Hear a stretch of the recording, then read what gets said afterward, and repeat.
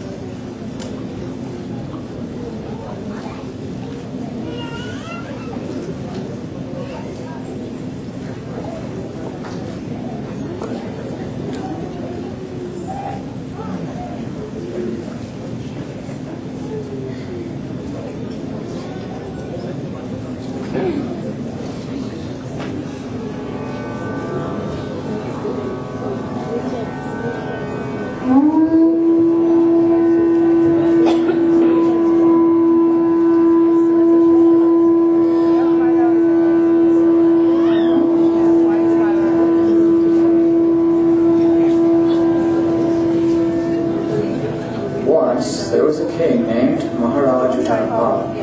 He had two queens named Suruchi and Suniti. Once upon a time, King Uttarapad was patting the son of Suruchi, Uttam, blessing him on his lap. Dhruva Maharaj was also trying to get on the lap of the king. Suruchi, his stepmother, became very envious of the child. my dear child, you do not deserve to sit on the throne on the lap of the king, because you did not take your birth from my womb. You are not qualified to sit on your father's lap. If you at all desire to rise to the throne of the king, then you have to undergo severe austerities. First of all, you must satisfy the Supreme Personality of Godhead, Narayan. And then, when you are favored by him, you shall have to take your next birth from my womb. As a snake, when struck by a stick, breathes very heavily, Dhruva Maharaj, having been struck by the strong words of his stepmother, began to breathe very heavily because of great anger. When he saw that his father was silent and did not protest, he immediately left the palace and went to his mother.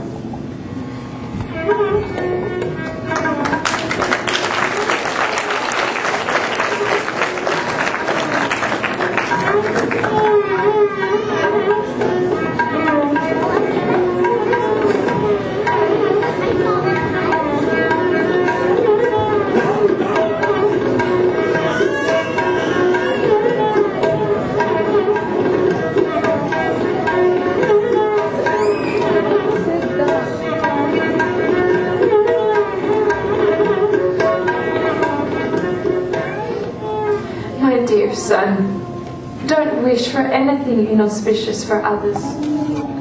Anyone who inflicts pain upon others suffers himself from that pain. My dear boy, whatever has been spoken by Suruchi is so, because the king, your father, does not consider me his wife or even his maidservant. He feels ashamed to accept me. Therefore, it is a fact that you have taken birth from the womb of an unfortunate woman.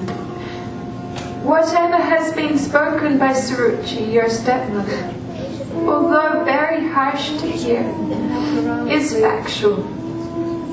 Therefore, if you desire at all to sit on the same throne as your stepbrother, Uttam, then give up your envious attitude and immediately try to execute the instructions of your stepmother.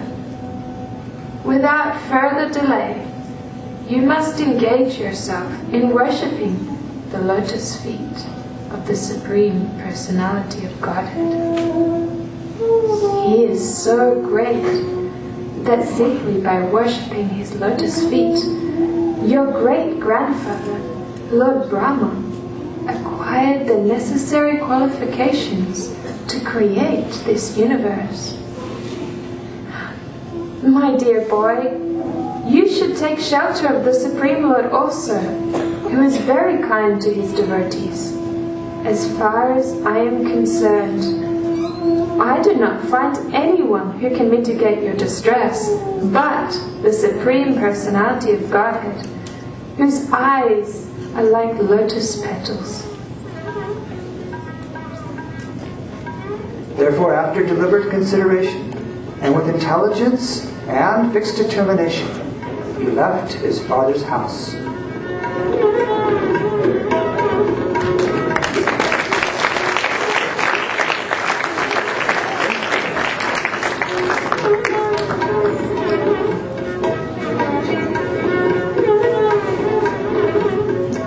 Great sage Narad Muni overheard this news, and understanding all the activities of Dhruva Maharaj, he was struck with wonder.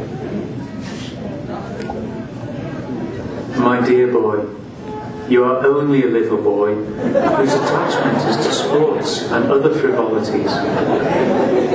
Why are you so affected by words insulting your honour? This kind of dissatisfaction is another feature of the illusory energy of the Lord. Now you have decided to undertake the mystic processes of meditation under the instruction of your mother, just to achieve the mercy of the Lord. But in my opinion, such austerities are not possible for any ordinary man. It is very difficult to satisfy the Supreme Personality of Godhead. After trying this process for many, many births and remaining unattached to material contamination, many mystic yogis were unable to find the end of the path of God realization. For this reason, my dear boy, you should not endeavour for this. It will not be successful. It is better that you go home. When you are grown up, by the mercy of the Lord, you will get a chance for these mystic performances. At that time, you may execute this function. My dear Lord Naraji, for a person whose heart is disturbed by the material conditions of happiness and stress, whatever you have so kindly explained for attainment of a peace of mind is certainly a very good instruction. But as far as I am concerned, I am covered by ignorance, and this kind of philosophy does not touch my heart. My dear Lord, I am very impudent for not accepting your instructions, but this is not my fault. It is due for me having been born in a Kshatriya family. My stepmother Suruchi has pierced my heart with her harsh words. O learned Brahman, I am to occupy a position more exalted than any yet achieved within the three worlds by anyone, even by my fathers and grandfathers. The instruction given by your mother, Saniti, to follow the path of devotional service to the Supreme Personality of Godhead is just suitable for you. You should therefore completely absorb yourself in the devotional service of the Lord. My dear boy, I therefore wish all good fortune for you. You should go to the bank of the Yamuna, where there is a virtuous forest named Madhuvan, and there be purified. And after bathing, you should perform the necessary regulative principles for Ashtanga Yoga, and then sit down on your asana in a calm and quiet position. Practice the 3 kinds of breathing exercises, and thus gradually control the life air, the mind, and the senses. Completely free yourself from all material contamination, and with great patience begin to meditate on the Supreme Personality of Godhead. The Lord's form is always youthful. He is more beautiful than all the demigods. The entire body of the Supreme Personality of Godhead, Vasudeva, is decorated. He wears a valuable jeweled helmet, necklaces and bracelets. His neck is adorned with the Kaustubha jewel, and he is dressed in yellow silk garments and wears a beautiful flower garland around his neck. The Lord is decorated with small golden bells around his waist, and his lotus feet are decorated with golden ankle bells. All his bodily features are very attractive and pleasing to the eyes. One who meditates in this way, concentrating his mind upon the always auspicious form of the Lord, is very soon freed from all material contamination, and he does not come down from meditation upon the Lord. Now I shall speak unto you the mantra which is to be chanted with this process of meditation. Om Namo Bhagavate Vasudevaya. This is the 12-syllable mantra for worshipping Lord Krishna. My dear Dhruva, besides chanting the mantra, you should meditate upon the transcendental activities of the Supreme Personality of Godhead in his different incarnations as exhibited by his supreme will and personal potencies. Anyone who thus engages in the devotional service of the Lord seriously and sincerely with his mind, words and body is blessed by the Lord according to his desire. If a devotee desires material religiosity, economic development, sense gratification or liberation from the material world, he is awarded these results. When Dhruva Maharaj, the son of the king, was thus advised by the great sage Narad, he started for Madhuvan, which is always imprinted with the lotus footprints of Lord Krishna, and which is therefore especially auspicious.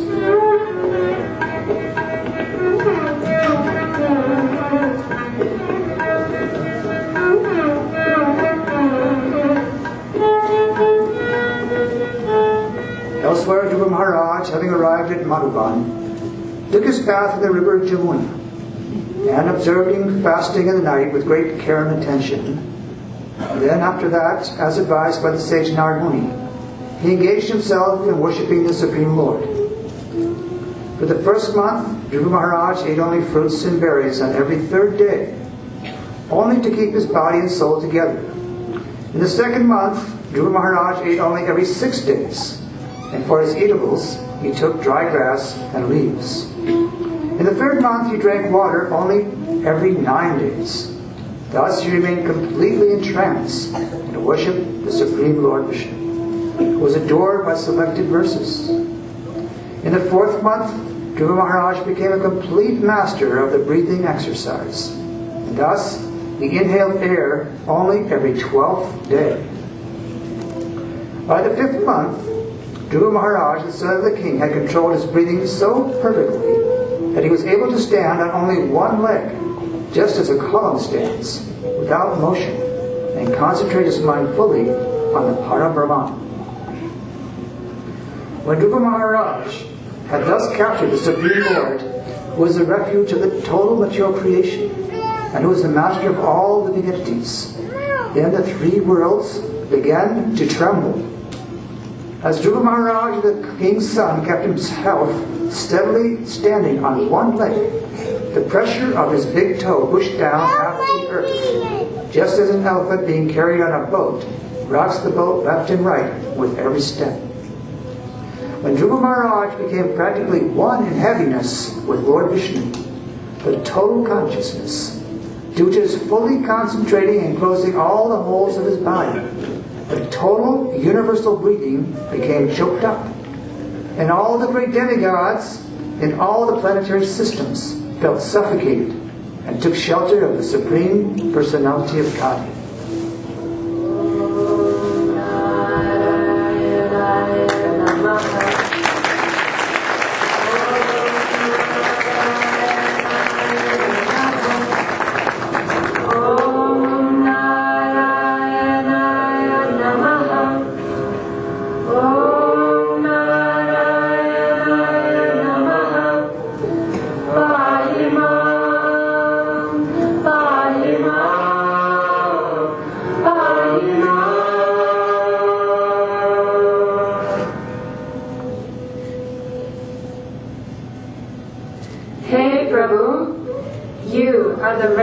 knowledge of all moving and non-moving living entities.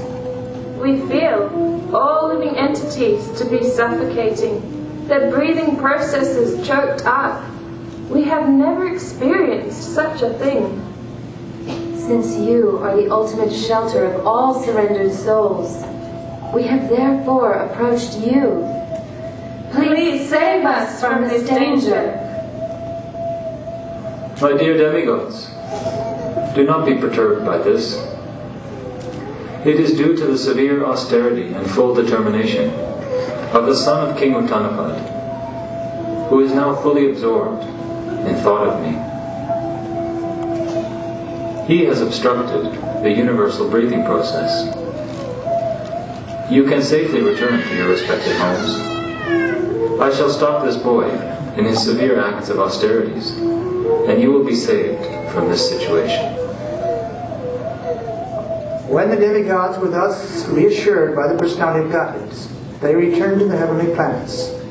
Then the Lord, who is non-different from Sahasrara, the incarnation of the Lord with 1,000 heads, he got back on Garuda, who carried him to the Madhumanth forest to see the servant, Dhruva. The form of the Lord, which was brilliant like lightning, and which Dhruva Maharaj, his mature yogic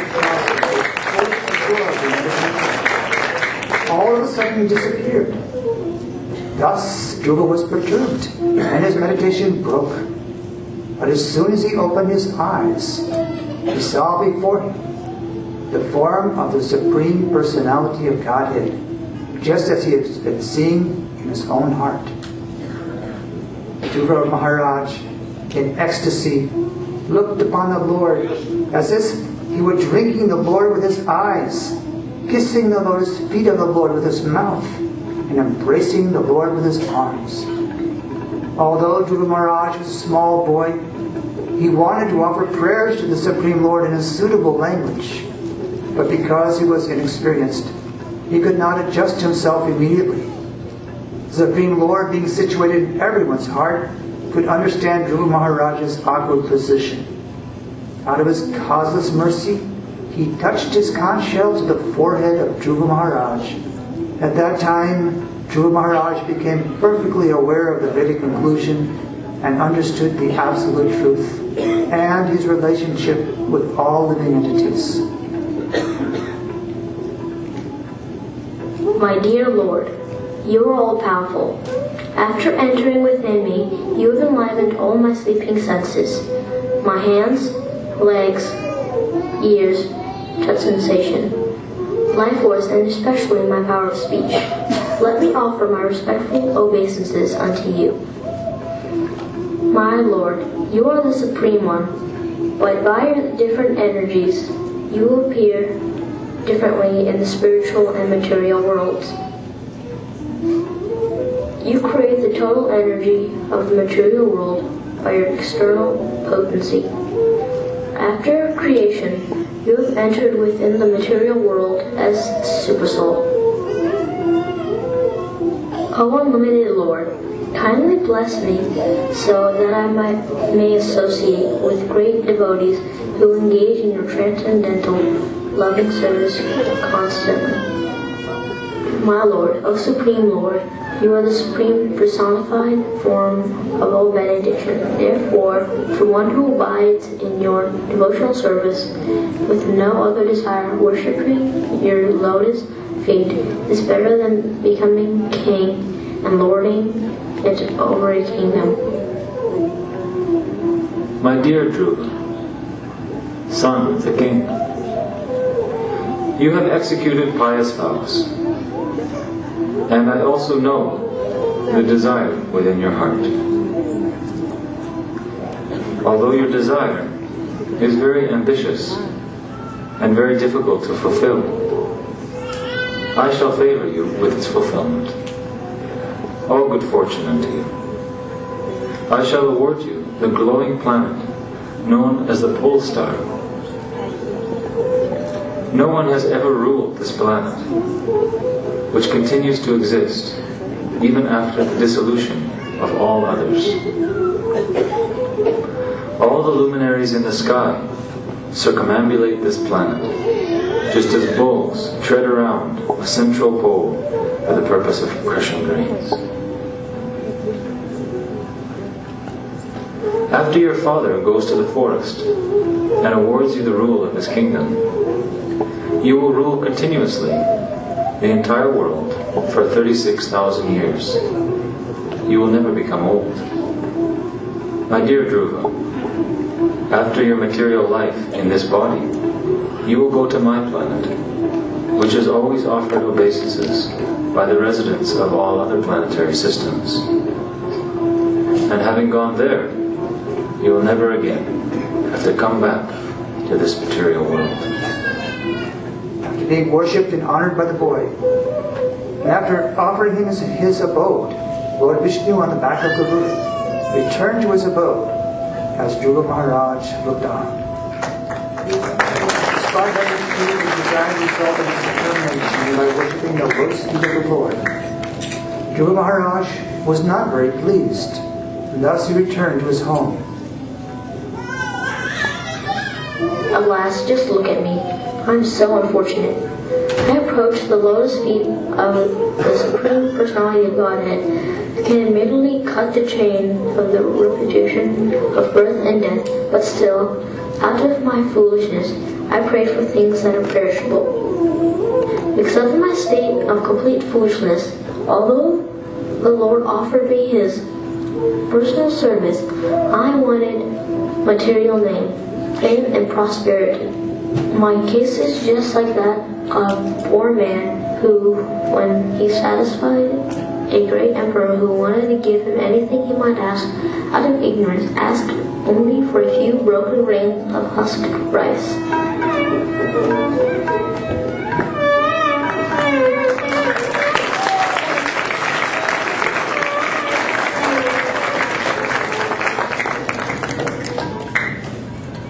When Dhruva returned to his father's palace, the king and his queens were overjoyed to see him, as if returning to life. Even his stepmother Srila blessed him with a long life.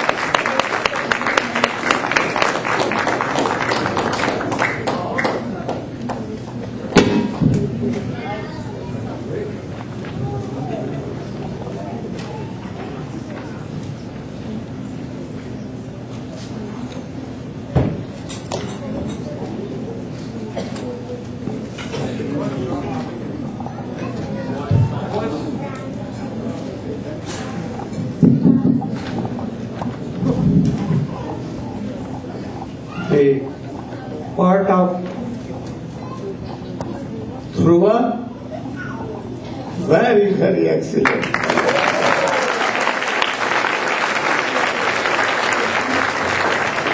And his mother, what now? Suniti.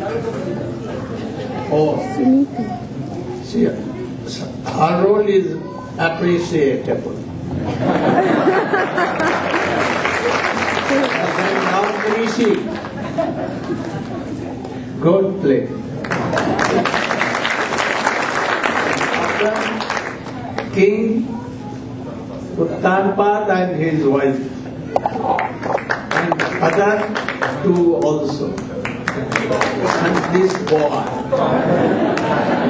Narayan. Uttam. My blessings to all that we should follow Dhruva, Balak Dhruva, and by the instructions of her mother Suniti, he went to the forest and did a hard story.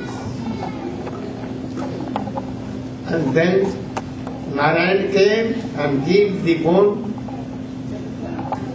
and was antardhyan, disappeared. Then he was thinking, what I have done wrong?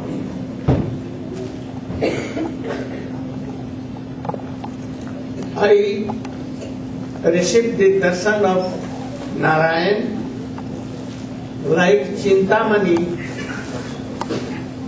and I wanted only throne of my father. I was searching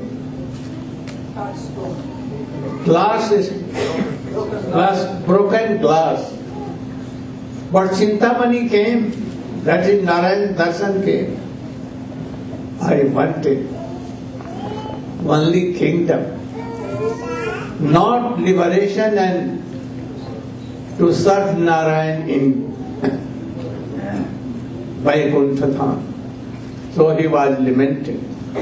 But even he sat on the kingdom, he became, and 36,000 years he ruled, and after that death came, but he kept his feet on the head of death, and by the same body it became like spiritual, and he went to Dhruva. Even Dhruva is there is a Hari under this Brahman, and he is serving him. Gaur Pramananda.